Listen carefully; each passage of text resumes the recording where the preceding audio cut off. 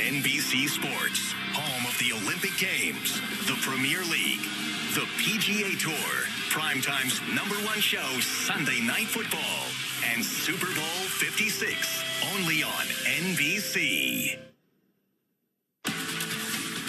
This is Football Night in America, presented by Progressive. Playoff football in Kansas City. It's a familiar sight for Chiefs fans. Their team won the AFC West for the 6th straight year. And Patrick Mahomes, he did have his struggles early on, but he and the team rallied to win 9 of their last 10 games, while Ben Roethlisberger and the Steelers had to sweat it out last Sunday, but against every single odd, they're back in the playoffs. 2 classic franchises on a chilly evening in Arrowhead Stadium. There's nothing like it.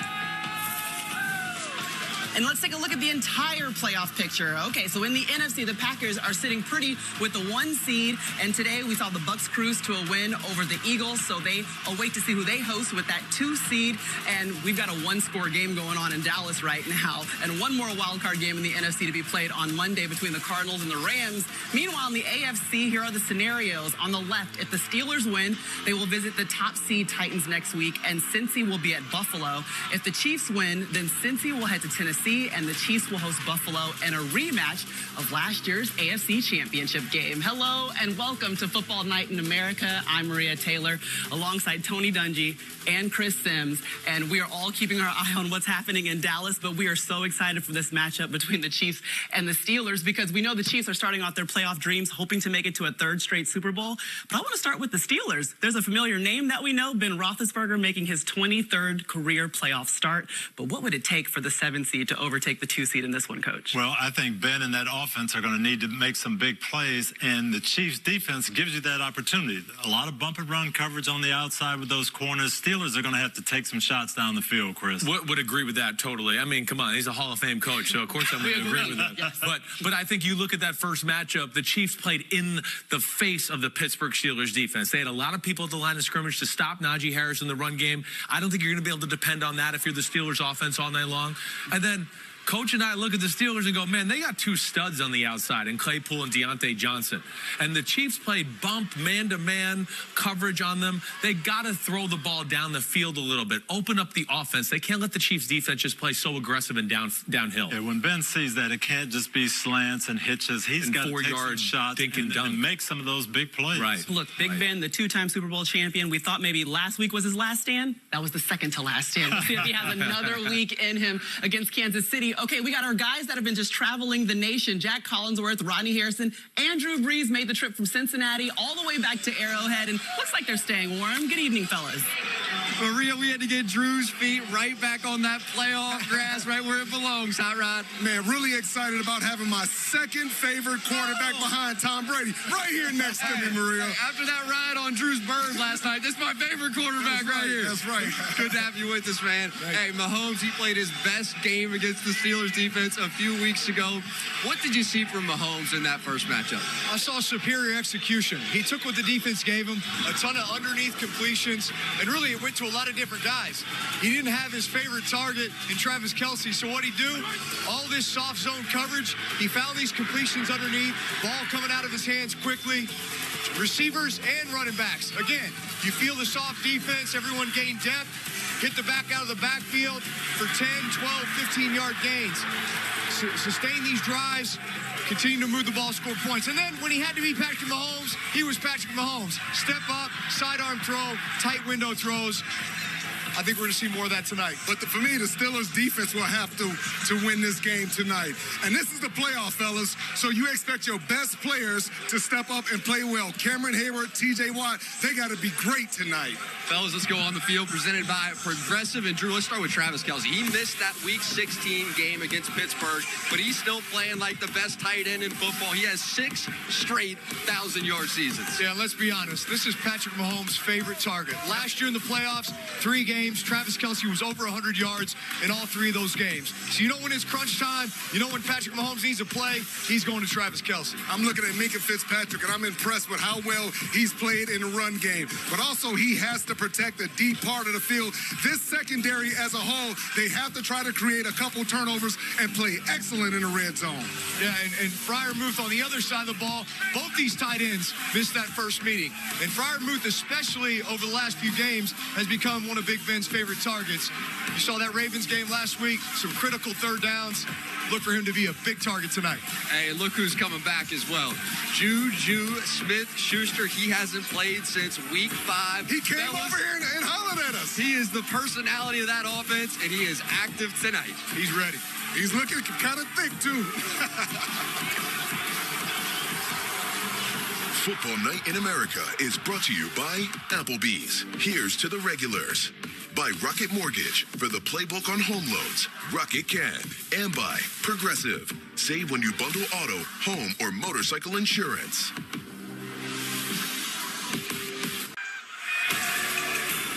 Well, following week 8, the Steelers traded Melvin Ingram to the Chiefs for a 6th-round pick, and Ingram, he's been re-energized by this change of scenery. The Chiefs defense, they've been playing much better throughout the season. So, Rod, how have they turned this thing around? I love the experience of the Chiefs defense. This defense has gone through some ups and downs, but they never panic. They continue to believe in one another. But I also like their secondary. I love their young corners. They're very competitive. They're not afraid to tackle you. And I love that Tyrann Mathieu. Great leader and very versatile player, Drew. He's a pit bull. He can do everything. The one thing I worry about, though, with the Chiefs defense is against the run. They gave up almost 200 yards rushing last week against the Broncos. And those are the teams that give them the most problems. The Steelers could be that team today. And we got some great pass rushes as well. Both sides of the football in this game. You got T.J. Watt. He just tied Michael Strahan for the most sacks in a single season. You're going to have to wreck this game tonight. And Coach Dungy caught up with Watt this week. Who do you call when you need a big play? You call on T.J. Watt. TJ, you played these guys in the regular season. How is this game going to be different, do you think? There's definitely some things that we know we can build on from the last performance. Coach Tomlin always says the best defense is spend a lot of time on the bench. And that starts with getting off the field early, especially on those 3rd downs, 3rd and longs. Let's talk about Coach Tomlin. Tell me a little bit about his role and how he kept things together. I run through a wall for Coach Tomlin. He's a supreme motivator. Don't let his quarterback get out of the pocket, particularly to his right. Very transparent, going to tell you like it is, not going to sugarcoat anything, but you wouldn't want it any other way. Everyone says to beat the Chiefs, you have to be able to pressure Mahomes without blitzing. Well, how does that make you feel going into a game where you know that a lot of it rests on you doing what you do best?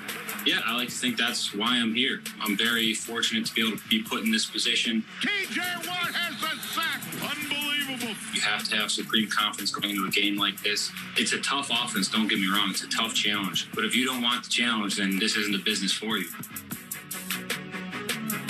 Time now to simplify the game, powered by Microsoft Surface. And T.J. Watt just basically said, if you're scared, then say you're scared. Okay? Because the Pittsburgh Steelers, they led the NFL in sacks with 55. But how can they be game wreckers in this matchup against Kansas City? Well, Chris is going to show us. Yeah, no doubt about it. And they're going to have to do something here to knock Mahomes off kilter in this Chiefs offense. And what Mike Tomlin did in the first game, his strategy was, we're going to take away all of this deep part of the field and then let our 2 stars, T.J. Watt and Cam Hayward, go to work on the pass rush. Right. But to do that, he's going to need a little help from Patrick Mahomes. Need a little help, right? We see here, Mahomes, he got the easy 5-yard completion, but he decides he wants to step up and be a little greedy, Coach. And if he's trying to throw this ball down the field, they'll take care of it. Now, what can TJ and Cam Hayward do? Collapse that pocket. This is how they're going to have to do it. Can Patrick Mahomes be patient and take those short throws tonight? It's one of the big things we've seen all year. It's kind of been the kryptonite of this Chiefs offense at times when things have faltered. Mahomes being a little greedy, maybe holds the ball, maybe has that ball out there again, strip sack, fumble, TJ Watt, right? I think it's going to take a play or 2 of those tonight if Pittsburgh wants to pull off the upset. But you mentioned yesterday that you want to see some calculated risks. Is that the expectation you have for Mike Tomlin? 100%. Again, if they can find ways, like even with the defensive defensive alignment we just showed there, whereas you're not sure who's blitzing, who's coming, just to make Mahomes and the offense pause, think a little bit. Maybe it messes up the protection scheme and you get a guy free and you still got 7 guys back covering. That's when they can really put some pressure on this Chiefs offense. And I think Mike is really going to be patient tonight. I think he might have seen your interview with Mahomes saying, I don't want to be a normal quarterback. Yes. He said he's going to walk that fine line between being a normal quarterback and being himself, making the plays that we're used to seeing him make. But either way you slice it, one guy who doesn't want the game to be wrecked by TJ Watt would be offensive coordinator Eric Bieniemy of the Kansas City Chiefs, because he's been in the mix for a head coaching job for a couple of years now. I want to welcome in Mike Florio from Pro Football Talk. And Mike, right now Mike Tomlin is the only black head coach in the league. There are 8 openings this season. Is now the time for Eric Bieniemy? Well, there's a sense that the time has come for Eric Bieniemy. I've tried to find out why he's been held back in the past, and you'll hear people say from time to time that he doesn't interview well. I've heard that that's just not the case. He's done a great job with interviews, especially last year, even though he ultimately didn't get a job. The challenge is for the teams making these hires, the projection.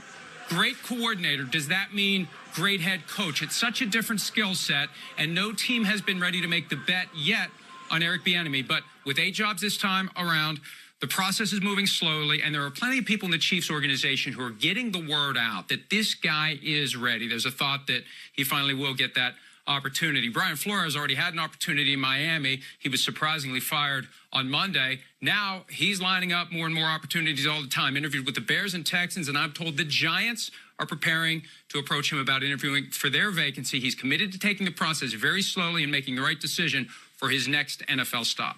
All right, thanks for the update, Mike. And let's just walk through the stats for Eric Bieniemy. Over the last 4 seasons since he's taken over the reins in 2018, Kansas City has simply led the NFL in scoring and total offense. And during the course of that time, Coach, there have been 20 head coaches hired, 20 opportunities. And I don't think anyone can look Eric Bieniemy in the eye and say, you haven't earned one opportunity. Maria, it really reminds me of myself 30 years ago. I was a young defensive coordinator coordinating the #1 defense in football with the Vikings, and people were saying the same thing. He doesn't interview well. I was too soft-spoken, not a tough enough guy.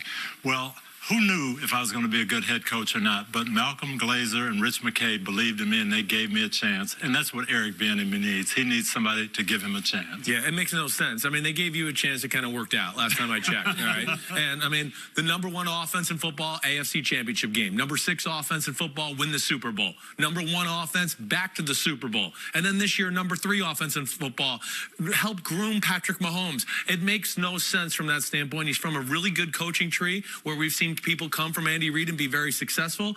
And what bothers me is there's been other coaches with lesser credentials who have gotten jobs, and I think that's where, you know, he deserves it. The time is now. It takes me back to talking to a young African-American coach and him saying the goalpost is always moving. Eric Bieniemy is also universally liked, and we just hope that at some point he can actually get an opportunity. I know one thing, he's going to give a lot of opportunities to this guy. Tyreek Hill. Yes. 111 catches this season, 3rd in the NFL, but only 2 in Week 16 against Pitt. He wants a lot more this postseason. We'll see if he gets it going. Simplify the game, powered by Microsoft Surface, the official sideline technology provider of the NFL.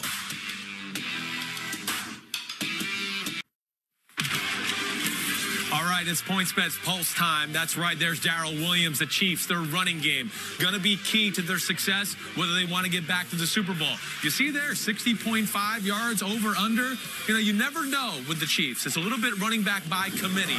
But this Steelers defense is not good at stopping the run. And the Chiefs can't let them get away with this, playing these umbrella defenses where they're worried about taking away the big passes down the field. They got a lot of assets and a lot of good football players on the offensive line for this Kansas City Chiefs football team. They dominated the line of scrimmage the first time around. We talk a lot about Patrick Mahomes, him being patient as a decision maker at quarterback. Also, Andy Reid, be patient with the run game. Get some of those people to creep up, and now we can hit some of those big shots that Tyreek Hill. Now, the next thing to do, download the PointsBet app and get betting options you won't find anywhere else. Maria, back over to you. All right, thanks, Chris. Well, this game right here, it features the 2 youngest quarterbacks to ever win a Super Bowl. And this week, I had the pleasure to speak with Patrick Mahomes about facing Big Ben. What do you remember about watching Ben Roethlisberger growing up, maybe the impact he had on you as a youngster coming up playing football? No, I mean, he's made a huge impact on me. The way he was able to scramble around and make those throws and just battle, I mean, to the very end of every single play. I mean, that's the reason he has 2 Super Bowl rings, and he's made some big-time throws that will be remembered forever. Roethlisberger. For a touchdown. Unbelievable. Incredible. What does it mean to you to potentially be taking part in what could be his last career game? I don't think of it that way. I know he's going to battle. If you watched him this last week, he made some big-time throws at the end of the game to give him the chance to win the game. It's going to be a great battle for us, and I'm excited to get to go up against an all-time great in the playoffs.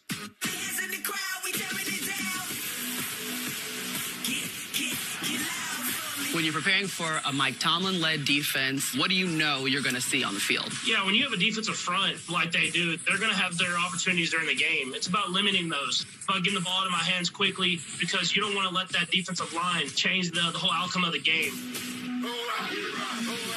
That whole organization and their history, they have pride. They're going to come out fighting from the first snap on. We understand that they're coming in with a lot of momentum, and we're going to play our best football every single snap if we don't have a chance to move on to the next round.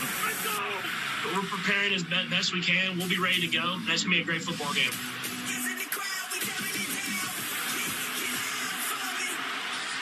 Now, Patrick Mahomes was about 9 years old when Big Ben started in the league, but he has not played like a child since entering it. Remember in the first meeting, he threw for 258 yards, 3 touchdowns, and Travis Kelce was not there. He was on the COVID list. That's almost frightening a little bit if you're a Steelers fan. No doubt about it. We know that's the guy he wants to throw to, and especially the chemistry they have when Mahomes scrambles or buys time in the pocket. Like you'll see here in the game against the Chargers a little earlier this year, Mahomes in the pocket doesn't like to throw it on rhythm here. He's going to escape to his right, and him and Kelce just have an unbelievable ability to get on the same page and make those plays work. Also, Andy and Bieniemy can move him around and get favorable mismatches, get him on a middle linebacker or get him in zone coverage. They'll do that a lot tonight, put him at that 3 spot. I think that's something to watch out for, and that'll be a big difference from the first matchup, Maria. The fact that where, like Coach is saying, Reed and Bieniemy will be able to manipulate times where Kelce is going to be one-on-one against a middle linebacker, and of course that's advantage Chiefs and Mahomes and Kelce. Well, Patrick Mahomes has thrown 8 playoff touchdowns to Travis Kelce. That's the most of any Chiefs player. That is the offensive side of the ball for the Chiefs. Let's go back to Kansas City to hear more about Big Ben and the Steelers. Maria, well, Big Ben just came over to say what's up to the fellas just seconds ago. And so how does Big Ben have to balance what he's able to do physically at this point with what he has to do to go beat Mahomes? Well, there was a time when he was like Mahomes, running around out there, breaking tackles, making miraculous plays. Those days have maybe passed him by, but what he still can do is pick you apart underneath and push the ball down the field off the play action. But they're going to need to run the ball effectively to set up those big play action And if I'm Kansas City defensively, I'm coming out, I'm playing a lot of tight man-to-man coverage. I'm trying to take away all those quick, easy throws that he's so comfortable with and force him to throw in those tight windows for 4 quarters. Najee Harris as well. He said Big Ben, he's been like a big brother to him. He told us that earlier this year. He said he showed him what it means to have the pride of a Pittsburgh Steelers. So he's our Sunday night, 7 night. How many total yards for Najee Harris? Well, it can't be all Big Ben, so Najee Harris has to have a big night. So I'm thinking he's going to have 75 through 94 yards. He has to have a big night.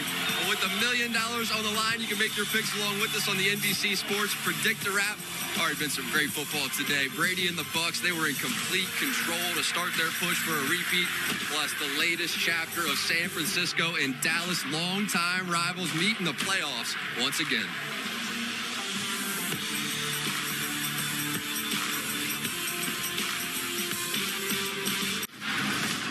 Having a chance to go back out there, I'm at a loss for words. 6 Super Bowls. It's all about survival. Back-to-back AFC champions. Arguably the best team in football. We don't have a chance. Touchdown! The Chiefs put the hammer down.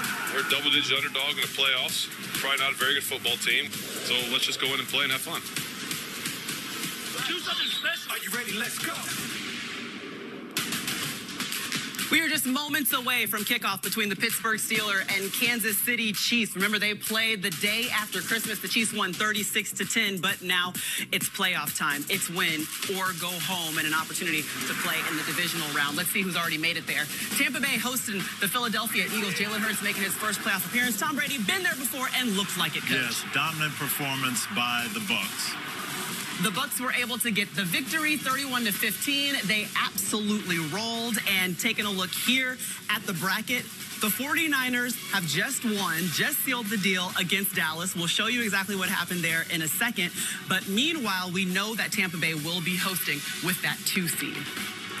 All right, it's time now for the home team picks brought to you by Lowe's. And we always start out with America's pick, Jack Collinsworth. Well, Maria, 70% of the country is on the Chiefs. In Kansas City, they saw new challenges this year and got better because of it. It feels like Mahomes matured through it all, and I think you will see that tonight. I am taking the Kansas City Chiefs, Rod. I got nothing but respect for Mike Tomlin, Big Ben in his career, but there's no way, Drew, I can pick against all the experience of the Kansas City Chiefs. I'm going with Andy Reid and Kansas City Chiefs. Hey, we were standing right here while the Steelers were getting warmed up. They had some juice. They got everybody healthy. They're going to have the lead for the most of this game, but Arrowhead's going to take over. The Chiefs are going to win this game. We got to get you out here with more often. Mike Flores, who you taking? Hey, the Steelers have no business being here, just like back in 2005 when they had no business being in the playoffs. And Mike Tomlin, when I saw him speak to the media on Tuesday, he was so loose. He was so relaxed. It is terrible towel time. The Steelers advance. Big Ben's last ride. Mike, I was not expecting that. Wow. We brought out the terrible towel and everything. He's going with the Steelers. I do not agree with you, though. A series of improbable wins. I don't think another one happens tonight. I'm going with Kansas City, Coach. I'm 10 years as a Steeler, too. I'd like to see the Steelers win, but Kansas City, I think, too much offense, and I just don't think Pittsburgh's going to be able to keep up with them. I'm with you there, Coach, too. And, Maria, you're wearing red, so you got to go with the Chiefs, okay? I mean, that's obvious. But, yes, I look at it the same way. The Chiefs just a little too explosive on offense. You know, the Steelers' defense not as dominant as we've seen in years past. And I just don't know about the Steelers' offense. Can they make enough plays to keep pace with Mahomes and company? Okay, well, maybe Mike Florio will save us all from becoming a meme on Twitter. Those were tonight's home team picks brought to you by Lowe's. All right, we just got the final in Dallas, and so now we get to show you the highlight. Let's do it, fellas. We go straight to the third quarter. 49ers leading 16-7. Deebo Samuel is going to take it 26 yards for a touchdown. This is the Shanahan run game. I know Coach and I, the whole second half, were like, can they keep giving Deebo Samuel more of these runs? They're working. He's only an all-pro receiver. No big deal. Fourth quarter, 49ers up 23-10. Jimmy G intercepted on this play. Well, he just wanted to make sure we could keep talking about the storyline of can we trust Jimmy G here through the playoffs. So bad mistake with total control of the game here. Suddenly, Dallas has life. Can the Cowboys capitalize? Yes, they can. Dak Prescott looking, he'll take it. Undisciplined rush by the 49ers let a walk-in touchdown happen. They cut the deficit to 6. Yes, kiss to the gods there. Under 2 minutes to go. Cowboys with the ball on the 6th, 4th and 11. Prescott, desperation. Oh, almost hits it. It was scary. Good job avoiding the blitz. The 49ers brought pressure, but protecting Prescott was an issue all game long against this 49er D-line. Cedric Wilson just can't make the catch, and then Samuel takes it again. It's a toss. There he is. Right. I mean, listen, they need to have more plays like this in the playbook. He is too special. But he comes up just short. They would have to punt it, so one last chance for Dallas. Prescott using his legs. Trying to get it in position, get up quickly and spike the ball. Just too dangerous to do that with 14 seconds left. Couldn't get it off. Yes, look, he's trying, and as the clock winds down to 0, game over. Can't get the ball spiked. The ref calls it. Final score 23-17. Jimmy G and the 49ers, they get to advance, which means they're going to head to Green Bay. It'll be the second meeting of the season between Green Bay and the 49ers. Green Bay won it 30-28 in week 3. The Packers are the only team without a home loss so far this season. Meanwhile, we're still waiting on the results of tonight's game. For us, if the Steelers win, then they will head to Tennessee to take on the 1 seed, the Titans. If the Chiefs win, it's a rematch of last year's AFC Championship game against the Bills, and I'm pretty sure Josh Allen is still throwing touchdown passes in Orchard Park right now. Let's give the one thing that we're watching for in our matchup tonight as we close out a great triple-header playoff Sunday. Well, I want to see the Kansas City Chiefs, and are they going to protect the football? I think that's that's the only way they lose tonight. If they get loose and casual with the ball and get some turnovers, that will allow Pittsburgh to have a chance. Agreed with that. Like we broke down earlier, Mahomes, will he hold the ball in the pocket too long, get a strip sack? What I want to see them do is run the football a little bit. If the Pittsburgh Steelers are going to play these bend, don't break defenses, and people want to take away the big plays, I know Coach and I will be sitting there going, man, Chiefs, you got a really good offensive line. Please run it, and you'll get some of the looks you want to hit Tyreek deep down the field. And the other side, will Ben Roethlisberger be able to hit some shots down the field against those Kansas City corners? Yeah, dink and dunk ain't going to get it done. Well, Ben Roethlisberger starting in his 23rd career playoff game. Meanwhile, the Chiefs looking to start their playoff run and make it to their 3rd straight Super Bowl. We're about ready for kickoff at Arrowhead. The Steelers are looking to defy all odds again, while the Chiefs, obviously, they are starting their supercharged playoff run. Al, Chris, and Michelle have the call next. We will see you at halftime. This has been Football Night in America, presented by Progressive.